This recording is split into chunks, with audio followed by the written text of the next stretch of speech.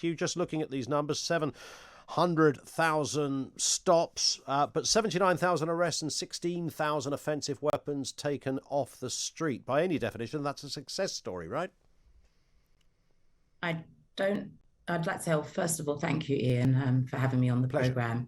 I don't think we should be looking at this as a success story at all. I think we need to look at how the police responded in a global pandemic to policing at a time where there was a highly contagious disease going around, that they saw fit to increase searches by 24%. Obviously, everyone wants Britain's streets to be safe and free of weapons and drugs and so forth. However, I would argue that the police approach actually probably diminished a lot of communities' confidence and put a lot of people at harm.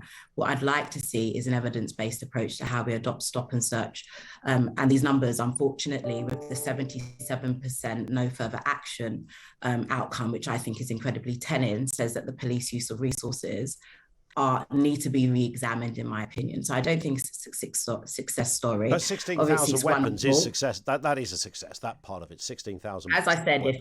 if you gave me a chance to finish my sentence, I was going to say I think it's incredibly wonderful that weapons were taken off the street. However, when we look specifically at the use of Section 60, which we saw a 49% reduction in, we found out of all of those 9,000 and odd searches, 73 weapons. Now, my fear is all those people that were stopped that didn't have weapons on them were left rarely harmed by the approach that the police took in that stop and search encounter. Of course, we're happy we found 73 weapons. Yes, those people should be, seen with by the justice system. However, the people that were pulled into that encounter, because of usually police bias, let's be clear, there is a police bias to who they feel is committed in all of the serious youth violence, then certain people then pulled into the criminal justice system to have a bad experience when they didn't have anything on them. You call it a bias on this point, Katrina, but of course the police would say actually with quite a lot of criminality, whether we're looking at county lines, whether we're looking at knife crime, those kind of areas, what we've got to go on is a disproportionate amount of young black boys mostly who are the victims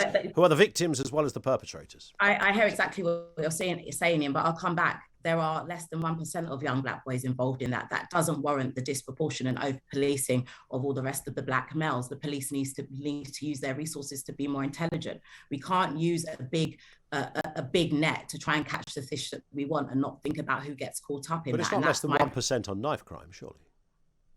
If you look at the statistics, when we look at the black population, it is less than 1%. Oh, I see. Sorry. Okay, but of total knife crimes. That. So why must the whole 99% of black males suffer for that 1%? We don't see black men who are taking cocaine or other drugs pulled into the criminal justice system at the same rate. So I think it's about proportionality. I think it is about having an honest conversation around the problems, but also understanding that asking the police to police all black people because less than 1% of the black population is involved in serious youth violence is incredibly harmful and actually in many ways unlawful. But if you are looking at certain focused areas, if you're going to Tottenham in North London or Newham in East London, then those areas are disproportionately populated. There's not 1% of black people live there. Collectively, it's the greatest group of non-white people. It's statistically. So you've got a disproportionality in the population. So that would explain some of that, surely. No, it doesn't. And also you speak about going to those areas. I want to push back on that point about being present in those areas. We saw a massive reduction in serious violence and knife crime last year, yet we saw more stop and search. There's something going wrong here. That's the issue, is that even when there's less violence, less knife crime, black people are over-policed. So yes, there's issues in society, but how the police are using their resources further undermine trust and confidence. But on knife crime, you're wrong on this, Katrina. Knife crime is still through the roof. Knife crime is through the roof. Most of the victims are black, and most of the perpetrators are black. Knife crime is at its lowest in compared to previous years last year because we were in a major lockdown. Yes, there were incidences of violence, and I have to say that there were incidents of violence that involved young white boys. Knife crime impacts all communities, not just black people. I want disproportionately by a country mile, young black kids. You'd acknowledge that young black boys are dying at the hands of the knife. Young black kids are dying at the hands of the police. I also want to look at the where are young black kids dying at the hands of the police? Where is this happening? You've just invented that. I'll rephrase that. We've had young black men. I will phrase that. We've had young black men who have died at the hands of the police. Okay, young black men who might have died in police custody. Young black men who have been tasered because of a stop and search last year in Haringey. He was tasered and he's been left paralyzed. Yes. So don't please don't undermine or dismiss the harms that I've carried out in policing in the names of keeping everyone safe. But the police taser lots of people, and mostly white people, and the same incidents. There's a disproportionality in who they taser. So you're all right with disproportionality. You acknowledge disproportionality as a concept. Ian, the reason we have disproportionality is because there's more white people in this country, and yet with the small numbers of black people, yet we still receive a disproportionate police presence. We can't get away with that, and no amount of you trying to say it's because we're more criminal or prone to sort of crimes is gonna wash. I don't think black people are more criminal because of their DNA or something crazy like that. I'm happy to explore lots of reasons why young black kids are taking to street crime and gang crime. I would like to understand in bigger numbers. You're focusing on knife crime when most of the stops and searches are for low-level drugs. So no, I understand that. I understand that as well. So let's have a discussion about that, as opposed to trying to frame this as all young black boys are out committing crimes, instead of having a conversation. But most young black boys are not out committing crime. I mean, let's enjoy that. But they're headline. All being stopped and searched in ways not all of them are, because you have to have. Look, we don't have racist police, so we've got police on the street. Are you being serious that we don't have racist police? Did you not see the racist, misogynistic messages that were shared by the colleagues of Cousins? Well, because don't say such.